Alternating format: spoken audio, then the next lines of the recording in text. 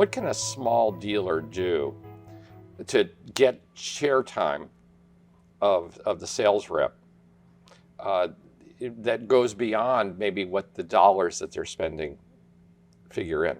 You know what I think most importantly, where a lot of independent reps or independent businesses fail with their vendor partners, is that they treat them like a number. They don't treat them, I use a word in my business a lot, respect. And that goes, I respect our employees. I'm like a mafia guy. Respect is this big word for me. You respect the people who work for us, the folks who sweep the floor, you're very respectful. But on the vendor side, a lot of people disrespect their vendors. You know, they treat them as a nuisance. They don't listen to them. That's not us, because one thing I've found out that every vendor, we may not be doing business with you right now, but at some point there could be a product line that we could need and you would want to sell us. And and plus another thing about our business, we all intermingle. In the last 44 years of being this, you know, guys I've known 40 years ago was selling 2x4s this way, now he's selling doors this way. You know, we all sort of say the same thing.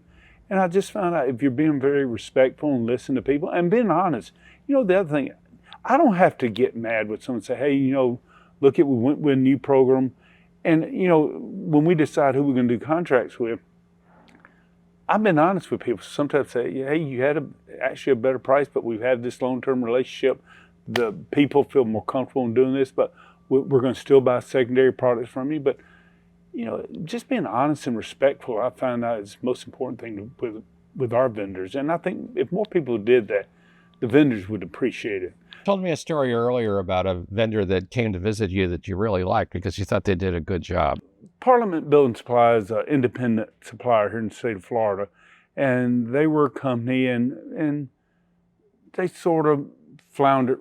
They didn't provide some of the stuff we needed, and they got bought out by a new group, and one of the owners is Jim Kervelik.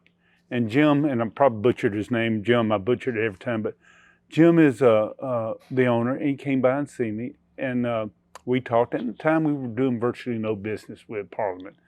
And he said, well, what's your needs or what's your wants? He provided information on the foundation steel markets and other things.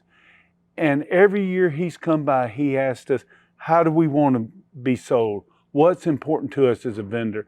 And he set up programs that met our expectations. And every year for the last 3 years, our business has grown exponentially with him. And now because of him working and his vendor representatives working, our store managers actually want to do business with him because we see that he is concerned about it. So, you know, I look at Jim and I say, that's how you can take someone who was virtually doing no business, every year has grown the business, and now he's to a point in our company that we want to do business with him. And there's other people that we do business. We're very loyal in how we treat our vendor partners, quite frankly.